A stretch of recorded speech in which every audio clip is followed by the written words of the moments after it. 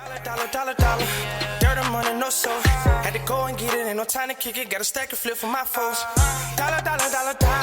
Please tell me you can hear me. Don't turn your back and don't neglect me. Just let me know if you need me. Dollar. Let me watch out for my partners. Keep my money long, get my team strong. Let me run away from my problems. Yep, what's good, original crew, man? We're back. Hey, man, we're back on the channel. We got how police captured the luckiest killer in Texas. Man, this title didn't change how many times? See? Is this that one? Yeah. What in the world? It'll keep changing the title. The title. At this point, we just gonna have to check out the story because the title keeps. Oh man. Hey, with that being said, let's go ahead and get into it, y'all. Let's check this out. Let's see what's about. You ready? Mm-hmm. All right, CC, let's go. I need you to get fire, CID. Looks like a body that's burning.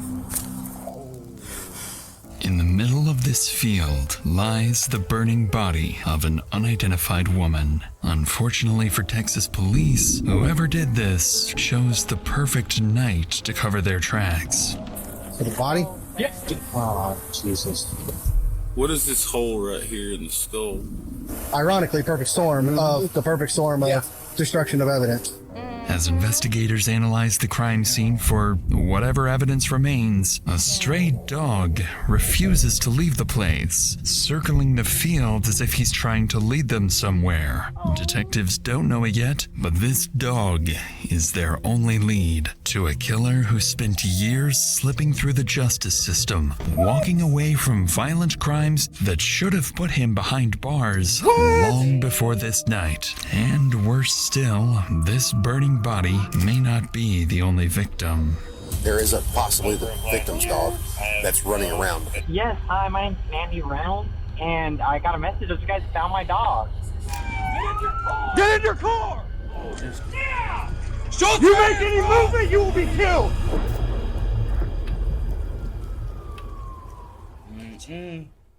Whole lot. It's approximately 10 p.m. in Robinson, Texas. A violent storm is sweeping through the area when police receive a 911 call about a possible brush fire. But in reality, it would be much more than that. Robinson 911, where's your emergency? I was just calling, I tried calling the fire department to see there's a fire in our subdivision, but it may just be them burning brush because they're building houses, but I wasn't sure. And we did have lightning, so that's why I wasn't sure too. Okay, I can get someone headed out that way to check on it. Given the severe weather, the call sounds routine. Still, dispatch sends Jason Atkins, a veteran corporal with more than... Just think about it. If he didn't decide to say, hey, that might be, I just want to, you know what I'm saying, concern. Because he said they are building houses, so it could be, I just want to let y'all know. But it's also a storm, so that's a little, and it's lightning, I so hope it could not be to, something from yeah. you know what I'm saying? Because what if he was just like, oh, that could have been, that's probably them burning brushes. And just went on. See, it's good to be, you know. Still, dispatch sends Jason Atkins, a veteran corporal with more than 2 decades of experience, to assess the scope of the fire. But once he arrives and gets closer to the flames, he would spot something so vile, it would make him sick to his stomach. 12 to 04. I need you to get fire, CID, and 04 out here. This looks like a body that's burning. Oh, smell flesh. And the smoke ain't the same type of smoke. Should I use my fire extinguisher to put it out, or just leave it as it is to preserve any evidence? You can try to put it out. I can maybe get it put out, but I'll try. But they're not like destroying everything. You got it.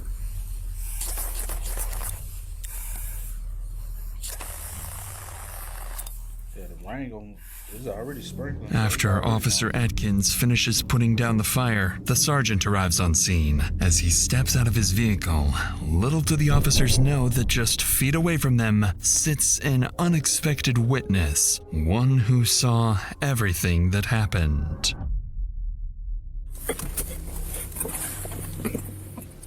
So the body? Yeah. Oh, Jesus.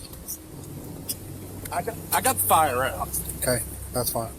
Just, I got this up. I saw. Be careful. I haven't walked up super close. I just walked up close enough to spray it out because it's obvious death. I wasn't going to get all up on it. Possibly female. Looks like a bra strap. I got to about right here. Okay, that's where fine. I hosed it That's fine. with the fire extinguisher. That's fine. Rain's starting to come again. If y'all have any pop-up canopies or something where we can get something put up over the crime scene to try to preserve the crime scene, please. Dust be worse for the scene, or let burning be worse for the scene? Letting it burn, because if it continues to burn, you could potentially lose any additional evidence that's there. Right. Versus if you put it out with a dry chem. Now, if they would have hit it with a hose, it would have washed everything into the mud. With a dry chem fire extinguisher like that, we can separate the dry chem from whatever other evidence might still be there. I got a potentially female, yeah, it might be hers, potentially female body burned all the way down to the bone, 700 block of Heston. Because the dog being there only takes me to two things, right? It takes me to the fact that, is it a possibility this is where the murder actually happened, or do y'all stay in the area? Mm-hmm. Or did you bring the dog, 3, or did you bring the dog when you dumped the woman out and you took off and left the dog there too? Oh, I was saying the dog took off. No, or vice versa. yeah, true. Go ahead and notify and call out animal control.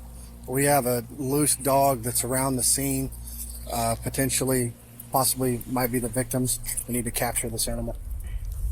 Although Atkins and the sergeant realize the dog may belong to the victim, even they don't yet understand just how instrumental this witness is about to become. By now, several more police officers, firefighters, and Detective Ryan Collins have made their way to the scene, and with rain and thunder refusing to stop, they know the scene must be preserved at all costs. But as they prepare to return to the body, they would come across certain details that would make them question whether whoever did this got incredibly lucky or whether this wasn't their first time.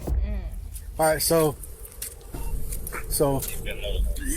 I'm not going to have y'all go to the scene. Okay. Since we're here, we're already in the scene. Yep.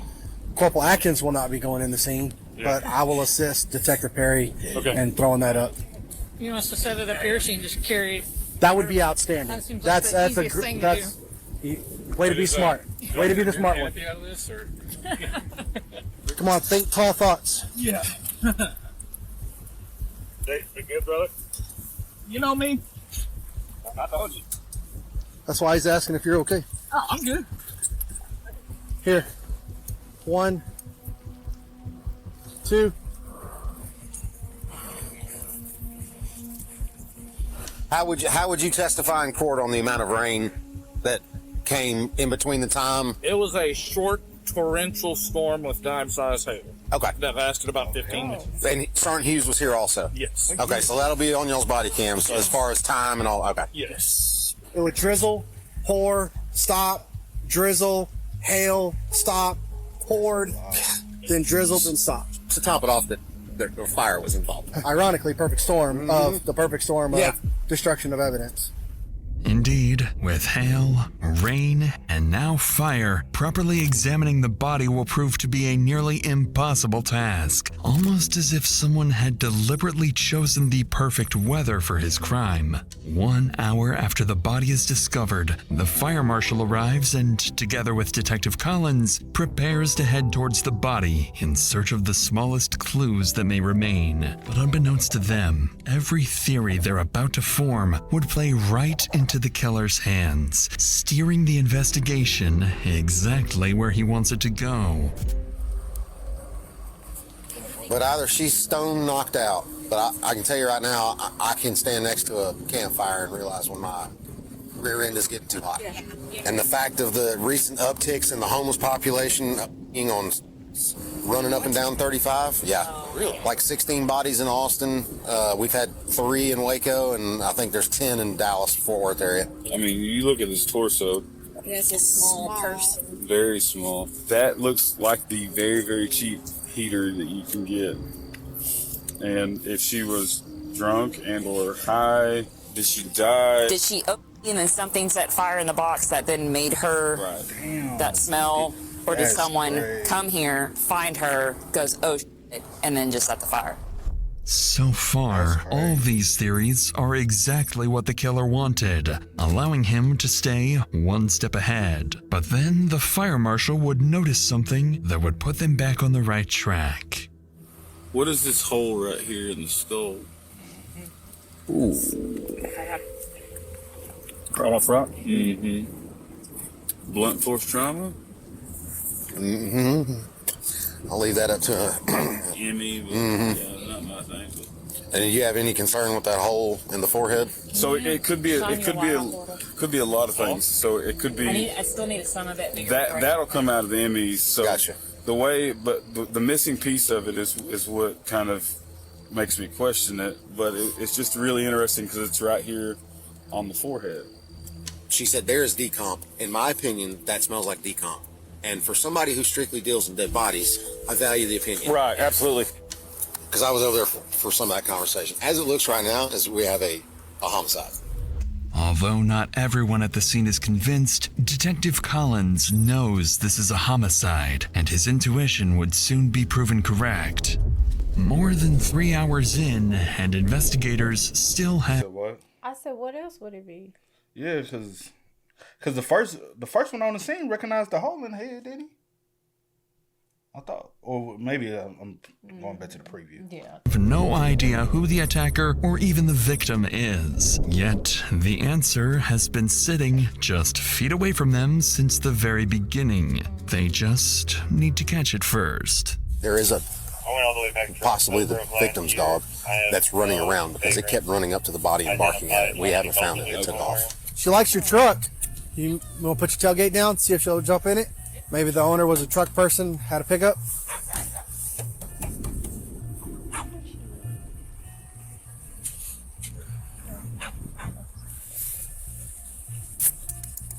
Hi, come here. Well, come here, chicken. Well, come here, chicken. You big chicken. We can have a T-bone steak in our hands right now. It wouldn't do it good. Despite multiple attempts, none of the officers managed to catch the dog as it disappears towards the neighboring houses. Soon after, the body is transported for autopsy, while animal control is requested to arrive the next morning, in the hope the dog will still be around the scene. As the scene is locked down, it becomes increasingly clear to detectives that the killer is highly calculated, carefully choosing the perfect circumstances for the murder. And, most worryingly, this may not be his first time. But despite this planning, the killer has left something behind, something that will come back to bite him and expose his carefully constructed escape plan. You think my little... Oh my, detective, with all due respect, do not call me back. Get in your car! Get in your car! Where'd he go? If you make any movement, you will be killed. With all due respect, do not call me The next morning, officers return to the field in search of a breakthrough. One team is sent back to the crime scene to look for any clues that may have been missed, while another goes from business to business, checking whether anyone may have captured the victim, the killer, or even the dog on camera. And despite the killer being seemingly prepared for everything, officers are about to discover there are a few things he overlooked. How are you this morning? Good, how are you? I'm doing good. My name is Investigator Collins. I'm with Robinson PD. No, what it is, we found a dead body that had been burnt, and so. Around here? Mm-hmm. Oh. Rangers are going to be here tomorrow at night, so hopefully nobody comes out here with our flags. All right. And I don't guess we've heard anything from autopsy. Aren't sure that At 2 o'clock, they weren't even there. Oh, really? Yeah. We're literally, when I leave here, going to Pilot, going to McDonald's, going to Rush. I'm going to every business to see if they have any finished. So, yeah, of course. I mean, we're literally just kind of treading at this point. So you burnt the dog too? No. I think some of these ring cameras are going to be our freaking saving grace. I hope so, man. At least getting a vehicle coming in. I cannot believe that dog belongs to What are the chances? It just hangs around. What time is that at? That caught me, so it says, what, 2033? So that's 8:30? And he's kind of, that's one thing I got that looked weird. After visiting nearly a dozen businesses, one officer finally stumbles across something potentially very useful. A black Honda leaving the area around the time the fire started. The problem, however, is that the footage is too blurry to make out the license plate, meaning detectives still need something else. Later that afternoon, the police department receives a major update. The dog has finally been captured, but the biggest breakthrough comes when animal control scans the dog's microchip, identifying him as Titan and his owner as 26-year-old Mandy Rose Reynolds. Listed alongside Titan's contact information is Mandy's address, located over 100 miles from where her body was found. And when they look Mandy up, her appearance matches the little information officers already know from the scene, that the victim is a young woman of small stature. Why there? Good question. How do you even know about that place? Like the area? You know, like that doesn't... With this, officers decide their next step is to conduct a welfare check. So they head to her apartment in San Marcos. But when officers arrive, the person who opens the door isn't who they expect.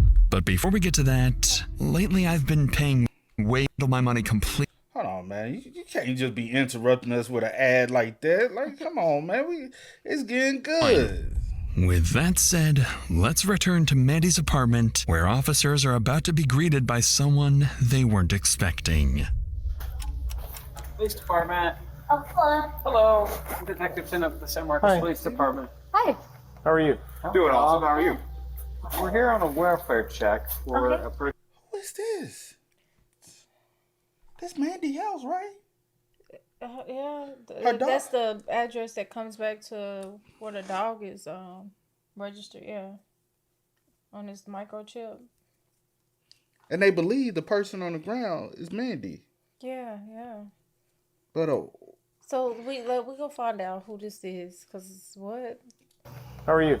Doing awesome. How are you? We're here on a welfare check for a person who used to be associated to this apartment, Mandy. Oh, Mandy Reynolds? Mm-hmm. She's in E1 now. E1. Yeah. Sorry, the dog. Oh, no, you're fine. How do y'all know Mandy? So Mandy's my best friend. Okay. I actually got her the apartment here. No, the address is 1000 LBJ. It's like a 5-minute walk from here. It's the ones that are a little further Yeah. down Mhm. on there. It's E1, you said? Mm-hmm. Have you talked to her in the last 2 or 3 days? The last time I talked to her was Sunday. Sunday. How was that conversation? It was good. I know she was talking about possibly going to California the next. No. But that's not what I'm saying. Oh, what you saying? She said, I don't talk to my best friend. That's not what I'm saying. Peep this. The police show up to your door, Asking for Mandy. asking for your best friend. And you don't have like any questions like what's going on? What's going Why? on? Is What's she she okay? There's no. It's just Concern. that's my best friend. She's at E1 now. Be something. It's two. Something. Is it B? It don't matter. But she in another apartment now. But yeah, but It's you're not two- concerned as to why they there. Yeah.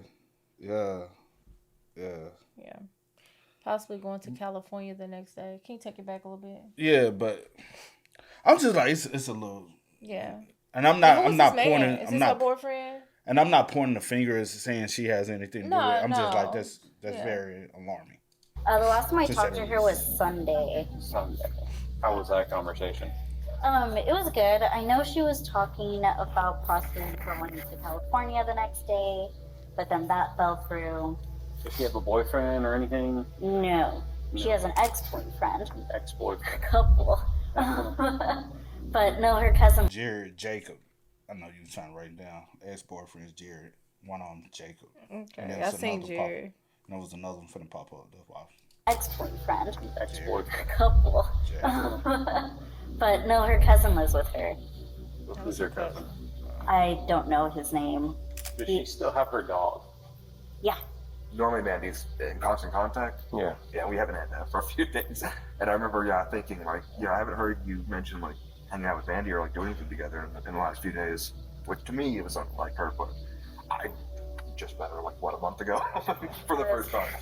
I was over relieved for like just the quiet. Yeah, it's just been nothing but drama since you moved down here. We're gonna go over to E1. Okay. I am the manager of this property. Oh, really? So I can let you inside the apartment if we need to. Knowing the victim has not yet been officially identified as Mandy, officers choose their words very carefully. According to the couple, Mandy's life was always full of drama, much of it, as Diana goes on to explain, revolving around the men she surrounded herself with. And as Diana leads officers to Mandy's apartment, they're about to learn exactly who those men are. Appreciate you coming up and helping us. No problem. She lives with one roommate? Yes. And it's a cousin? Yes. What is her cousin's name? He just started with a J. A guy or a girl? Guy. Is he younger than her? Yes. Is it Jared? Jared is her ex-fiance. Is there a lot of drama with them? Just between he is doing a small business thing with her grandfather, and I know that went south. Her and Jacob always fight on and off. She changed her number because she didn't want Jacob to have it in there. She said she was scared. Recently, Mandy was just making a lot of enemies. How so? Like dissing her ex in Kansas. Thanks to Diana, officers have just uncovered 3 potential suspects. Jared, Mandy's former fiancé, with whom she shared You said what? I think it could just be her personality. It could be a personality, but the personality of love. But, everybody's different. Facts. Jared, Mandy's former fiancé, with whom she shared 2 dogs, including Titan. Jacob, an ex-boyfriend she had been trying to avoid after they split on bad terms. And finally, her cousin, who had been living with her for the past month. Police know they'll need to look into each of them more closely, unaware that one of these suspects is already tied to another alleged homicide. But my first idea would be Jared. Reason why Jared, that's who she shared the dog with Titan. It would make sense for the dog to be out in the middle, you know what I'm saying? Does Jared also live in Texas? Because I know she said something about Kansas, and she said she was... Somebody that can't... that one of these suspects is already tied to another alleged homicide. But when officers finally reach her apartment, they still have no idea who or what is waiting for them on the other side of the door. Sorry, I'm asking you a million questions. I'm forgetting a lot of stuff, but her cousin that she lives with, what was his name? I don't know. Okay. I don't want to spook him if you think he'll answer. Or, I don't think she's home. Moved out of here? Kitchen doesn't feel weird. Unless if she packed everything up. Is it usual for her to do stuff like this, or does this seem bizarre? I know she was unhappy the past couple of weeks, and she kept talking about moving. But yeah, on Sunday she was unloading everything. That's on me. Is this just a one? You said her cousin lived there? Supposedly, yeah. Bedroom or 2 bedroom? Just a 1 bedroom.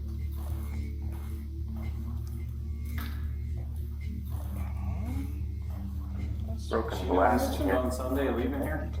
Nope. Because she was staying last time I talked to her. There's a broken glass in that tub, it looks like. It's just strange. Her dog is somewhere different. I mean, I guess we could have asked you if she would have answered your phone call if you had called. I tried calling her and it went straight to voicemail.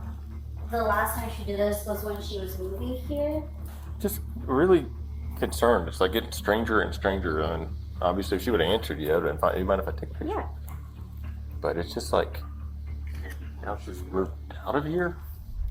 Strangely, officers discover Mandy's apartment has been completely stripped out, yet there are no signs of a struggle, no blood, and no evidence that a crime had taken place. Still, to both Diana and the deputies, something doesn't add up.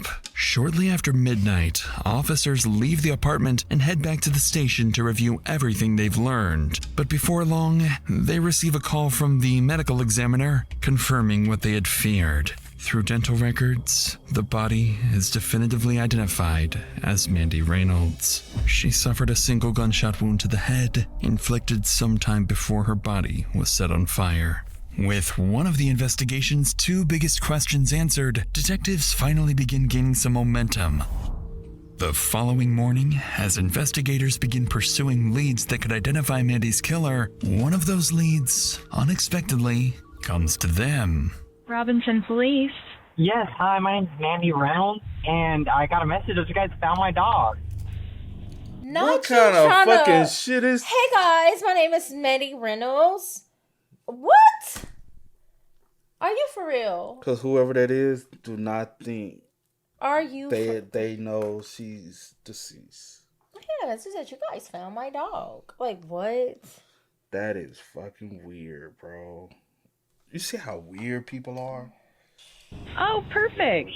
Let me put you on just a brief hold here. Give me one moment, and I'll get you with the person that can help you. Awesome, thank you. On the line is Mandy Reynolds, but as dispatch transfers the call to Detective Perry, it wouldn't take long for something to feel very off. This is Detective Perry. Hi, I just got a message saying you guys found my dog. We believe so. So, what is your dog? He's a poodle retriever mix. Where does the dog belong? Well, I was on my way to Wichita, Kansas, and I live in San Marcos, and Titan is his name. He just ran off. What was your name? I apologize. My name is Mandy.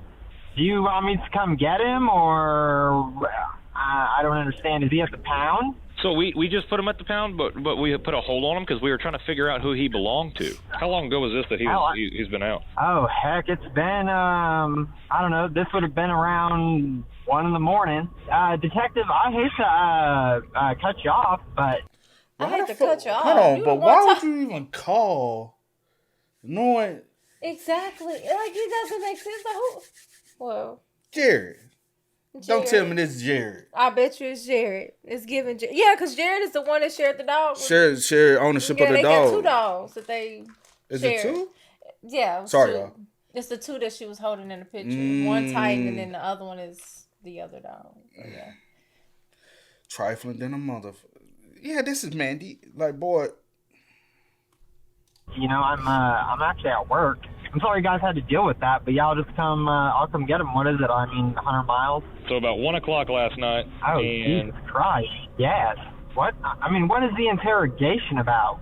No, I'm just trying to make sure I understand why. You know what? That dog, that's my dog you guys have. Let's get that straight, Detective. Okay.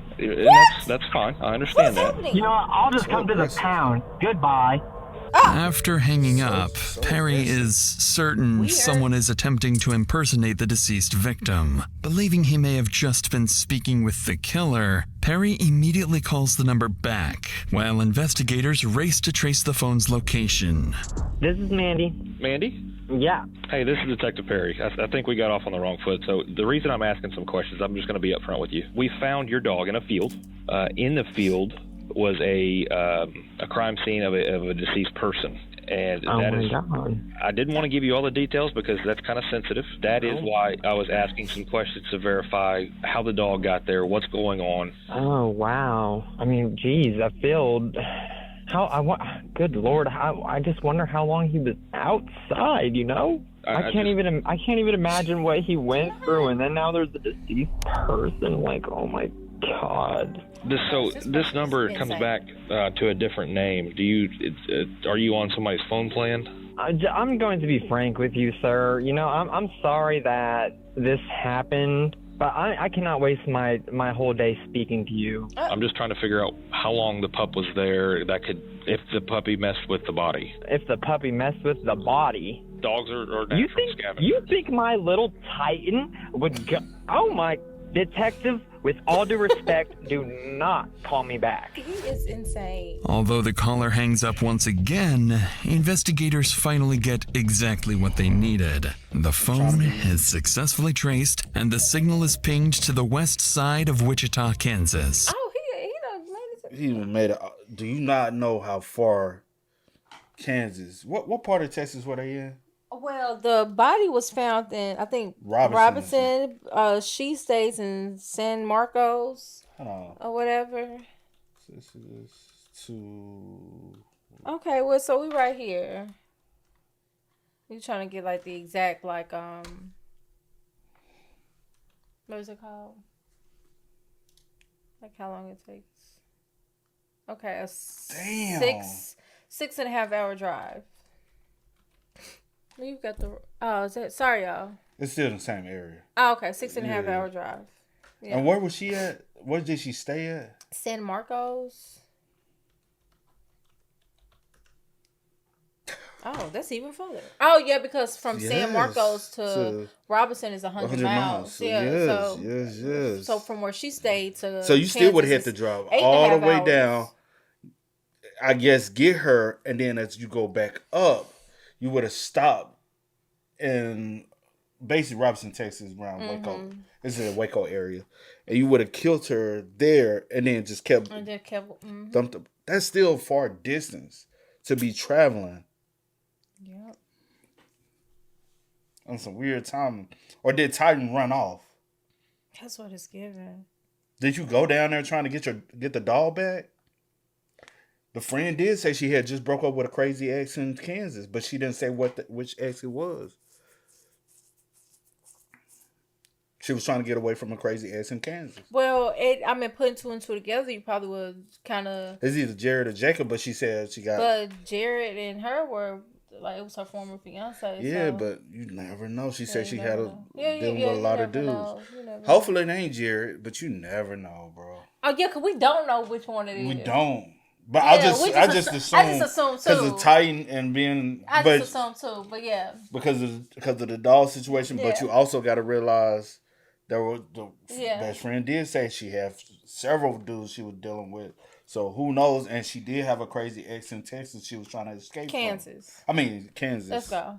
With Mandy confirmed dead, a mysterious caller impersonating her, and her Honda Accord still unaccounted for, detectives issue a bolo for the vehicle. Before long, flock cameras pick up Mandy's Honda traveling along Mays Road in Wichita. Convinced one of their three suspects is behind the wheel, officers move in to conduct a traffic stop. But instead of pulling over, the driver would do the exact. Is this the Honda Accord. So the Honda is her. Okay, Honda Accord. Where's the cousin?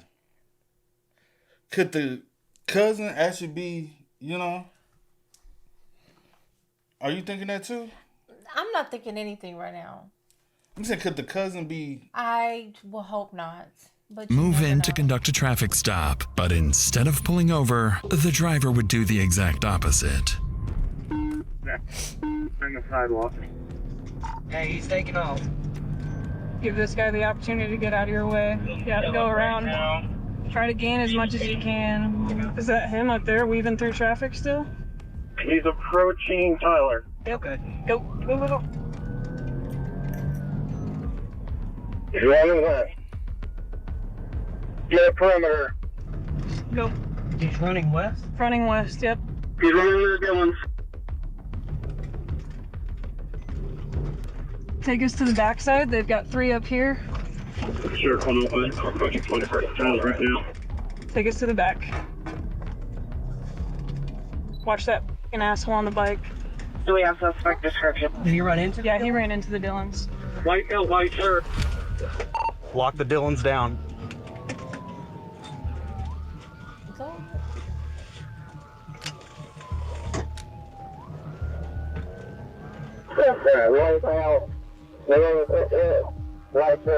After the suspect hides inside the store, officers outside quickly begin surrounding the. Stop looking at me, man. This is a serious situation. I'm being serious. I'm being and I know, so serious. Well, we've been around each other for too damn long. It's not a bad thing. I'm just saying. I can pick up what you putting down.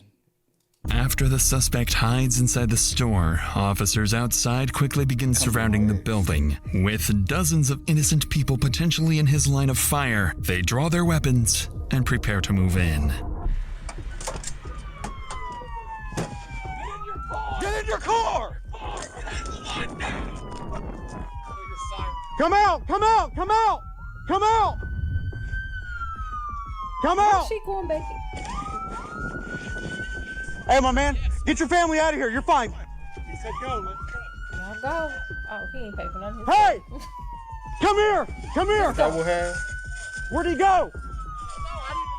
You didn't see him? Didn't see him. Yeah. Think I would have paid for anything? Shit, nigga, they told us to go. Where'd he go? They say they towards the back. Lord have mercy. See would have been running with her buggy like this, y'all. Cause what? See, you would have. You would have came up out there and stole with that buggy too. Where'd he go? They say they towards the back, but I just didn't get here. But maybe he's over there. I hear something yelling. Yeah. I have flash. Watch crossfire. Watch. Come on! How the fuck you think he You make any movement, you will be killed. I got hands. Crawl out. Yeah. Crawl out towards the sound of our Yeah. voice. Somebody get less lethal. Somebody's got to back off one direction or the other. Place lethal. Go ahead. Hold on. Crawl out towards us. You're gonna have to move all with me. Ready? Yep. Come on, Luke. Pull him out. Show with a yank show. Does he got on a boot?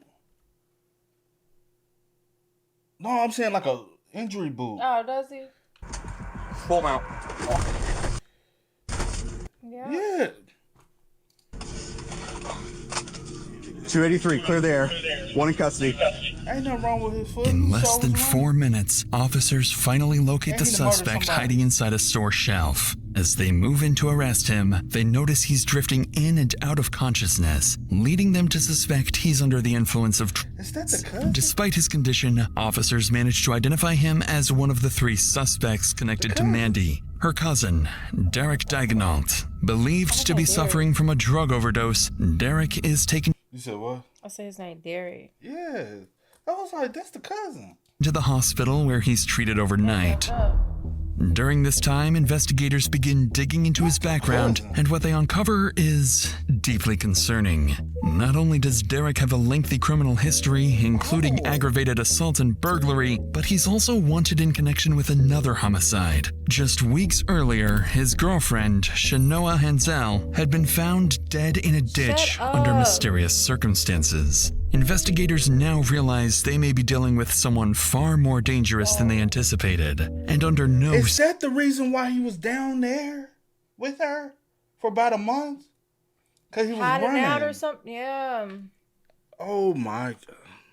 Realize they may be dealing with someone far more dangerous than they anticipated, and under no circumstances can they afford to let him back out onto the streets. The next morning, Derek is transported to the Sedgwick County Jail for questioning, where detectives need... My bad, Jared. I was not trying to... I was like, only reason why the dog... I feel like the dog went with whoever it was. Huh? I said, I feel like the reason why the dog was out there, the dog went with whoever it was because the dog was comfortable. Yeah, I mean, but it But would've now been... it makes sense because he's been around it. Yeah, true. But I'm like, he was also with his owner at the time, But how too. long has she been deceased, though? Did he kill her at that? Well, now we know he didn't kill her at the house because there was no blood. I know. Yeah. But who packed up the house and moved?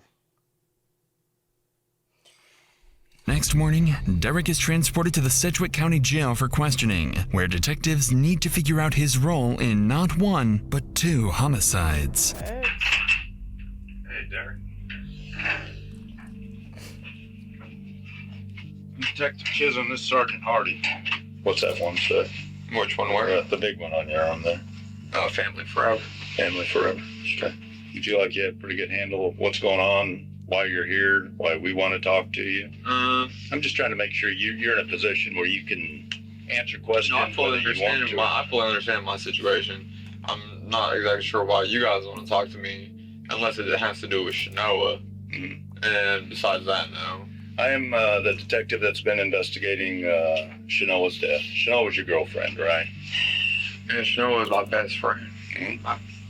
for 2 years, since I was released from prison the first time. So pretty much January goes by, man, and me and Shanoa, we're not talking. Like, we might be here and there. Like I said, it's beyond repair. It's gone. And I'm okay with I'm not about to go do my life in prison over a female. Mm-hmm. Last thing I said to Shanoa, man, I'll be myself. I said, you leave, don't come back.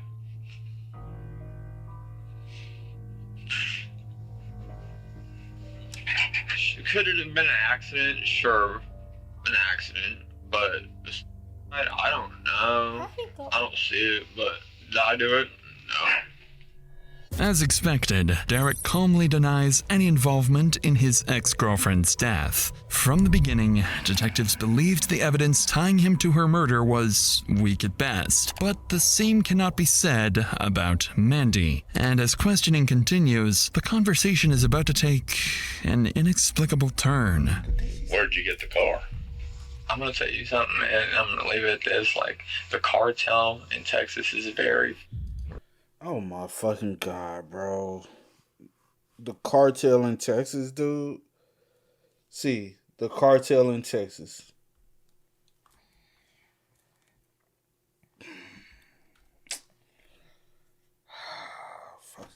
Something, man. I'm gonna leave it at this. Like, the cartel in Texas is very real. When the person I went down into Texas with was knee deep in debt with the cartel. But how's that have to do with the car you ran from us in last night? What do you mean? Well, I mean, where'd you get the car? Where did you get the car from? The car was my cousin's. Did she give you the car? No, she didn't. I took the car and it wasn't my choice. Like, if it makes sense, it makes sense. If it doesn't. The cartel told me, go dig this grave, right? And guess whose grave I dug? My grave. Mm-hmm. They empty a couple slugs right into my chest. They say, hey, Dad, you want a beer? And I turn, take 2 to my chest, man. And I got a bulletproof vest on with a plate in it, you know? Do me a favor real quick. Lift up your shirt. Just let me see your chest. Whereabouts do you think you got shot? Pretty much center mass there. Okay. As the detective examines his chest, there is no bruising on Derek's body, something investigators would expect to see had he truly been shot twice, even while wearing a bulletproof vest. By now, detectives realize that by avoiding direct confrontation, they've gotten virtually nowhere. So now they would attempt to pick apart his account piece by piece. But this approach is about to backfire. I get out of the grave. And I go home, and where's home? Home is in San Marcos at Mandy's apartment.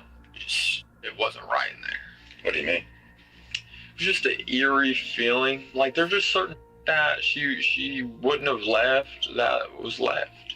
If someone made you kill her or made you watch her get killed, now's the time to let us know. Look, man, I'm done talking about the cartel with you guys, period. I'm done talking about the situation. You know, like are you guys trying to, like, get me killed? No, we're trying to find out if you killed her. Do you still want to talk to your mom? Well, we talked to her a little earlier, and she said she'd be willing to talk to you. It's just it's up to you. Yeah, can I call her? They're asking where Mandy is. They got her, huh? The cartel? Yeah. I know you do. You feel me? But I'll tell you one thing for sure, 2 things for certain. It ain't going to be because I killed Shanoa or Mandy. That's not why I'm going back to prison. Oh, I know you didn't. I know you didn't. And I know you didn't kill Shanoa, and definitely not your cousin either. While Derek's mother remains adamant that her son is innocent, detectives outside the interrogation room have just finished reviewing surveillance footage from across San Marcos, and the evidence tells a very different story. Piece by piece, investigators begin reconstructing what they believe happened to Mandy. Just weeks after Shanoa's death in March, Derek had an active warrant and was wanted in connection with the case. That's when Mandy decided to let him stay at her apartment in San Marcos. By early April, the situation had deteriorated. Mandy was struggling to live with Derek and decided she would drive him back to Wichita around April 4th. Investigators believe Derek knew he was about to be kicked out. Prosecutors alleged that sometime on April 3rd, Derek shot Mandy once in the head inside her apartment using her own stolen .380 caliber handgun before taking her cash and belongings. The following morning, Derek purchases a large plastic storage container, the same type used to later conceal Mandy's body, along with a shovel, gas can, duct tape, and garbage bags. 15 minutes later, CCTV captures him loading the items into Mandy's Honda Accord, and sticking his head out of the passenger window is Mandy's dog, Titan. That afternoon, investigators believe Derek... He couldn't get Titan back in the car when he dumped her body out. Because he didn't want to leave, the dog did not want to leave Mandy. Damn, I'm telling you, like, bro. A dog's loyalty is everything, bro. Or a pet loyalty, because you have different pets sort of the same type of loyalty. But I mean, that's crazy. Is Mandy's dog, Titan. That afternoon, investigators believe Derek returned to Mandy's apartment, where he cleaned and staged the scene before loading her belongings into a Penske moving truck. Later that evening, he drove 2 hours to Robinson, Texas, where he dumped Mandy's body and set it on fire. A crime executed almost perfectly, if not for Mandy's dog he left behind. In November 2024, Derek Digonault is convicted of murdering his cousin, Mandy Reynolds, and sentenced to life in prison with the possibility of parole in 2054. He has not been charged or convicted in connection with the death of his girlfriend, Shanoa Hansel, and that investigation remains ongoing. And as for Titan, he was happily taken out of the pound and is now living happily with Mandy's best friend, Diana. Damn, bro. That is so freaking sad, bro. R.I.P. R.I.P. to Mandy. I hope Titan's doing good. I wonder would Jared get him since they had like shared ownership. No, sorry to that man, Jared. Cause we both was like, well, I wasn't putting it. I was just you kind of did. No, too.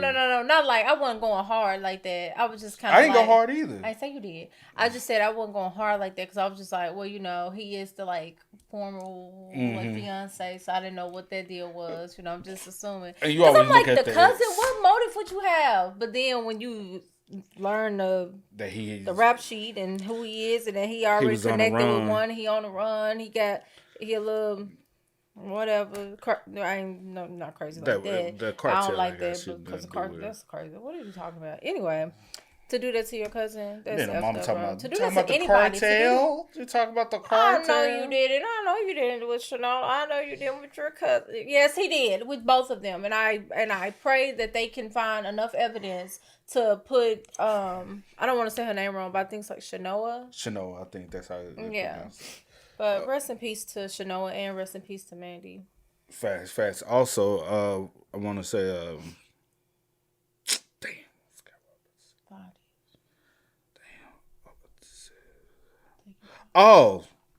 and I still continue to stay in 10 toes. Stop opening your door for anyone. Stop allowing people to have a place they can always crash on the couch. Nope. Time and time again. Keep proving me right. Nope. I don't care what you say in the comments. Nope. Now, if it's your mama or something, that's different. Yeah. That's different. Your daddy, and it depends on their past. You know what I'm saying? Because some people, parents ain't always been a parent. Some of them been, you know what I'm saying? So if anybody been on that time, it's a hell no. But mama and daddy, that's a little different. Because those are the reason why you here on earth. Yeah. Maybe even your grandparents, because without them, you won't be here, you know? So, but cousin, sister, brother, and all them, nope. Stop. Yeah. Because you have a kind heart, don't mean they have one as well. That's true. We didn't seen it. Time and time. We didn't personally seen it. That's the reason why we say no. Not just because we done seen some good stuff on the internet. No, we've personally seen it. Yeah. With family. Again, nope, never will. But y'all spam us up. Y'all can do what y'all want to do. Let us know y'all thoughts in the comments for us down below. But until next time, y'all know how it go, man. I do go by the name DJ New Kid. This is we are. We are. No time to kick it, got a stack of flip for my folks. Dollar, dollar, dollar, dollar. Please tell me you can hear me. Don't turn your back and don't neglect me. Just let me know if you need me. Dollar, dollar, dollar, dollar. Let me watch out for my partners. Keep my money long, get my team strong. Let me run away from my problems.